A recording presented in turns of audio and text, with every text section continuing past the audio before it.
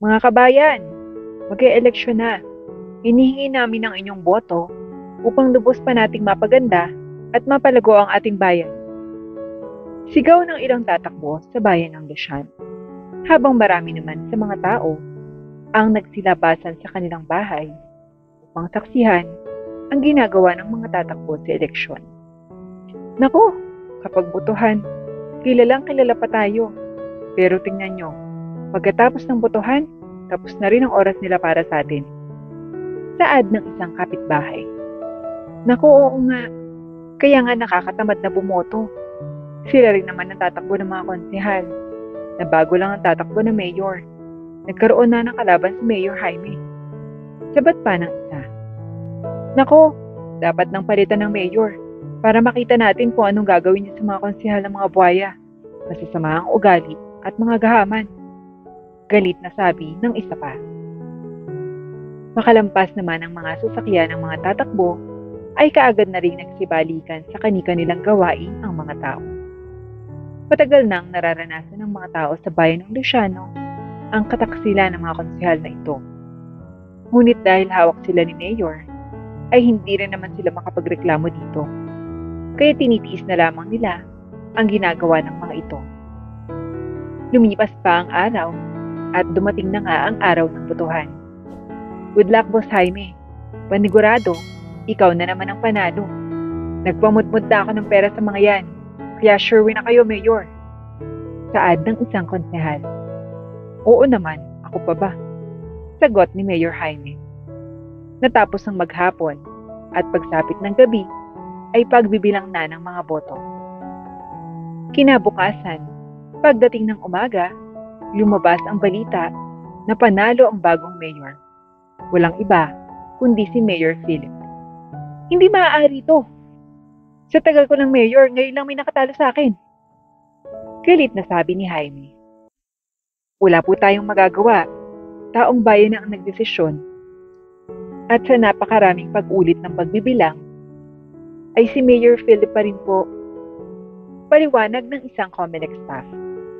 Galit naman na lumabas ang dating Mayor Jaime at nakasalubong si bagong Mayor Philip. Congrats, Mayor Philip. Ikaw na ang bagong mayor. Plastic na bate ni Mayor Jaime. Salamat naman kung ganon. Nakangiting sagot ni Philip. Pagdating doon ni Philip, ay naroon na rin ang mga galamay ni Jaime ng mga gahaman na konsehal na natili sa kani-kanilang posisyon dahil walang kalaban. Mayor Philip, congratulations po. Pati ng isang konsehal. Salamat. Sa inyo rin. Sama-sama tayo sa tagumpay. Sagot ni Philip. Opo, para sa pagbabago ng bayan ng Luciano. Sagot pa ng isang konsehal. Nagpiktura naman sila at nagkamayan pa ang lahat ng opisyalis na nanalo sa iba't ibang posisyon.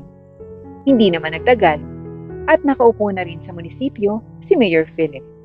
Kaagad na inayos ang mga papeles na naiwan ni dating Mayor Jaime. Sandali lang, napansin kong ang laki pala ng budget para sa bagong kalsada ng Luciano. Ngunit bakit wala nang nagbabago sa mga daanan? At ilang taon na palang project to? Takang tanong ni Mayor Philip sa sekretarya. Naku po, Mayor. Si Mayor Jaime po kasi ang nagdedeklara ng tagal at budget na ilalagay po sa mga project. Halos sunod-sunuran lang din po yung mga engineer at contractor kay Mayor. Ani sekretarya. Naku, sa lalong madaling panahon, dapat maayos ng mga kalsada.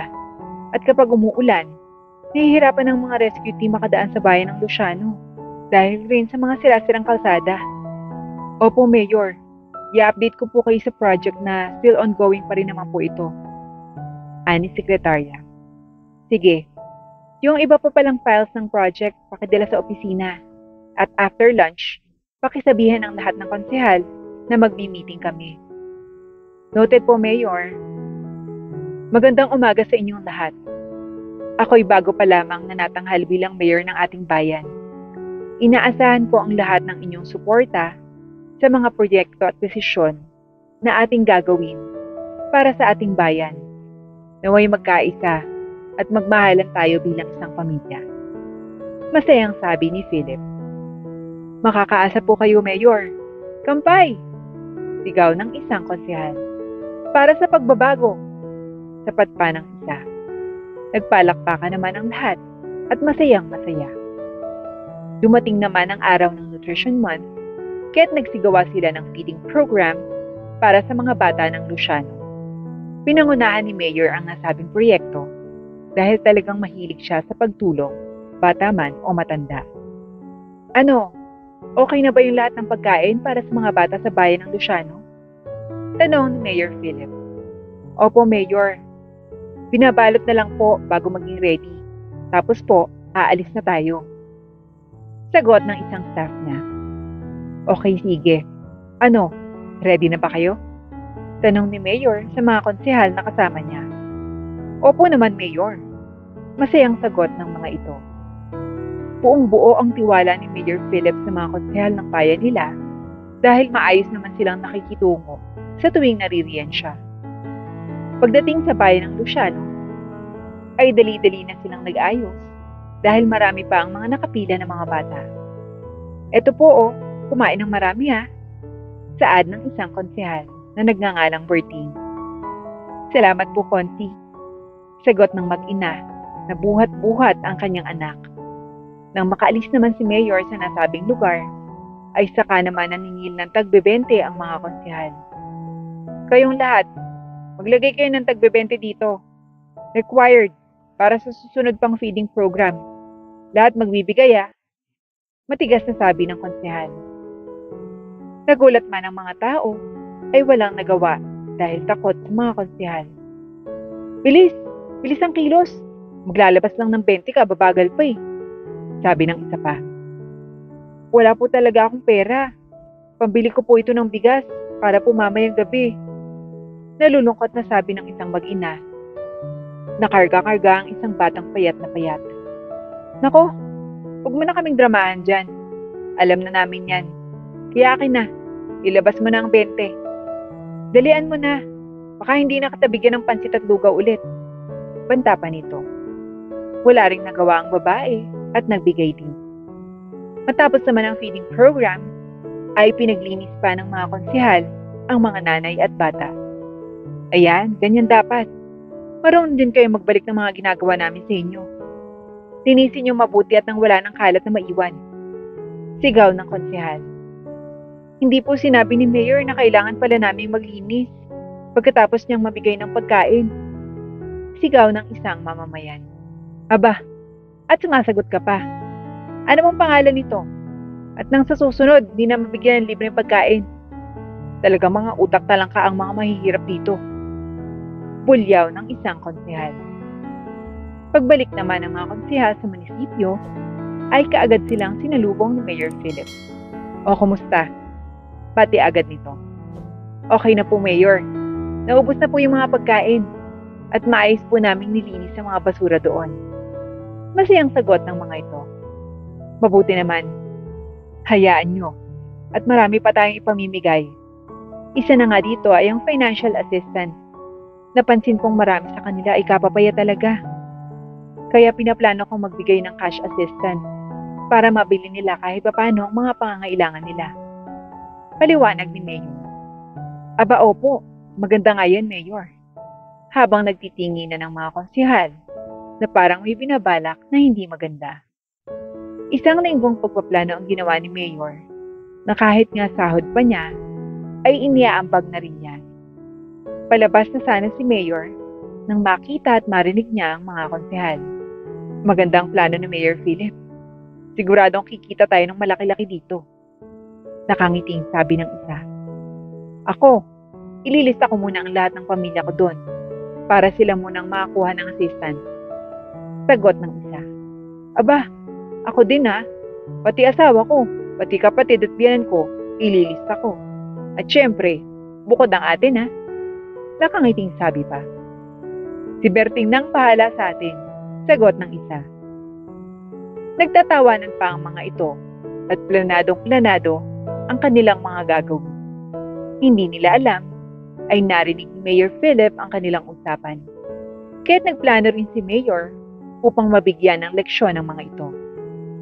Dumating ang araw ng pagbibigay ng financial assistance sa bayan ng Luciano. Habang si Mayor Philip naman ay nagready na rin sa kanyang itsura. Magpapanggap siyang basurero at halos hindi siya makikilala dahil balot ng uling ang kanyang mukha at katawan. Sira-sira rin ang kanyang damit at may bitbit na maruming sako. Agad na pumasok ang basurerong si Philip sa munisipyo. Paano ka nakapasok dito? Guard, may nakapasok na pulubi dito. Pakilabas naman ang bahoy. Utos ng isang staff. Sige sir, halika dito. Ilabas na po kayo. Bawal po kayo dito eh. Saad ng guard. O paano? Tara na. Malilate pala si Mayor. Pero nagpasabi naman na simulan na ang pagbibigay ng financial assistance sa Luciano. Kaya tara na. Oo, mabuti at wala pa si Mayor. Mapapabilis talaga to. Bulong ng isang konsehal. Sinalubong naman ng basurerong si Philip ang mga konsehal at nanghingi ng kaunting limos. Pahingi po konting barya. Pambili lang po ng pagkain. Tigilan mo nga kami. Alis dyan. Kabaho-baho mo. Eto, piso, bumili ka ng candy. Ani ng isang konsehal. Pare, wala nang nabibili sa piso. Kaya eto po piso ulit. Ayan, may 2 piso ka na. Kaya umalis ka na. Malilate pa kami dahil sa iyo eh. Saad ng isa, sabay tawanan nila habang pasakay sa van. Naglakad naman papunta sa Luciano si Mayor Philip at mukhang basurero pa rin siya. Pagdating sa covered court, nakita niyang naninigaw ang mga konsehal at binabawasan pa kada envelope ang ipinamimigay na pera sa mga ito. Pumila na rin siya upang makahintin. Oh, bakit ka nakapila? Wala ka dito sa listahan, basurero, alis. Ani ng isang konsehal. Kahit konti lang po. Wala pong bigas sa bahay. Maawa na po kayo. Pakiusapan niya. Makulit ka. Kanina ka pa sa munisipyo. Umalis ka na nga. Baka gusto mong mabigyan kita ng isa. Ani ng isang konsehal. Pinagtabuyan nila ito at itinulak pa nga. Bagay na naging dahilan para mapasalampak ito. Tuwang-tuwa ang mga konsehal dahil malaki-laki ang nakupit nila at bawas pa ang ipinamimigay sa mga tao. Kaagad namang naghilamos ng mukha si Mayor na kanina ay itsurang basurero. Oh, bakit parang gulat na gulat kayo? Nakakita ba kayo ng multo? Nakangising sabi ni Mayor dahil natanggal na ang mga uling sa mukha nito at nabukhaan na siya ng mga konsehal. Mayor, kayo po pala yan? Kabadong sabi ng konsehal. Mayor! Takot na sabi ng isa pa. Ang tindi! Ang tindi pala ng mga ginagawa nyo. Ganyan ba kayo kawalang puso sa mga tao dito? Sumasahod naman kayo. Bakit nagagawa nyo pang bawasan ng pera para sa mga tao?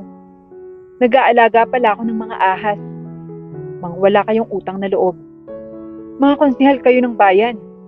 Pero kayo pa palang nagpapahirap sa mga tao rito. Huwag na kayong tumanggi. Dahil alam na alam ko na ang lahat ng mga plano at mga pinagagagawa nyo. Matatanggal kayo sa pwesto at sisiguraduhin ko yan. Banta ni Mayor na galit na galit. Nakatungo lamang ang mga konsehal na nahihiya dahil nakatingin ang lahat ng mga tao sa kanila na isang malaking kahihiyan. Mga kababayan ko, makinig kayo. Humihingi ako ng tawad dahil ngayon ko lamang nakita ang lahat ng mga pinagagagawa ng mga taong ito. Huwag kayong mag-alala dahil nilinisin ko ang lahat ng mga kabalbalan nila at makakaasa kayong tatanggalin ko sila bilang mga konsehal ng bayan at mabibigyan ng kaukulang parusa. Ani, Mayor Philip. Salamat po, Mayor. Sa tagal ng panahon at naayos din po ng katulad niyo ang mga nakikita sa lahat ng ginagawa nila. Ilang taon na po kaming nagtitiis dahil sa pamamalakad ni Mayor Jaime. Mga galamay niya ang mga yan. Salamat po, Mayor Philip. Mabuhay si Mayor Philip! Mabuhay! Sigaw ng mga tao doon. Noong araw ding iyon, ay kusa namang isinuko ng mga ito ang kanilang pagiging konsehal dahil na rin sa kahihiyang inabot ng mga ito. Ngayon, hindi na kayo konsehal ng bayan. Isa na kayong tagalinis ng mga lugar dito sa ating bayan. Pag-igihan niyo ang paglilinis kung ayaw niyong mawalan ng trabaho. Ang mga perang kinuha niyo ay babayaran niyo at ikakaltas sa sasahurin niyo. Sana sa nangyaring ito ay magbago kayo at may mapulot na aral na hindi dapat abusuhin ang kapangyarihan o posisyon para lamang makatapak ng ibang tao o manlamang sa kanila. Pangaral ni Mayor. Patawad po, Mayor. Sabay-sabay na sabi ng mga ito. Patunayan niyo. Huling salitang sabi ni Mayor. Dahil sa pagkawala ng mga konsehal ng bayan, ay nag-appoint na lamang si Mayor ng alam niyang mga taong makakatulong sa kanya, lalong-lalo na sa mga tao na may pusong tutulong at magmamalasakit sa mga ito. Nagkaroon ng programang 5 kilong bigas Pantawid Pamilya Program. Mayor, naipamigay na po namin sa lahat ng pamilya rito ang mga bigas at nasisiguro po namin na lahat sila ay mayroon. Masayang balita ng mga bagong konsehal. Mabuti kung ganon at maraming salamat sa inyong tulong. Keep up the good work, guys. Masayang bati ni Mayor. Sa ating mga kababayan, ano po, lahat po ba ay may bigas na? Tanong ni Mayor. Opo, Mayor, lahat po kami. Masayang sagot ng mga tao. Alam niyo bang napakasaya ng aking puso ngayon dahil lahat kayo dito ay nakikita kong nakangiti na. Nakakatanggal ng pagod po ang iyong mga ngiti. Salamat po, Mayor. Mabuhay ka, Mayor Philip. Sigaw ng mga ito.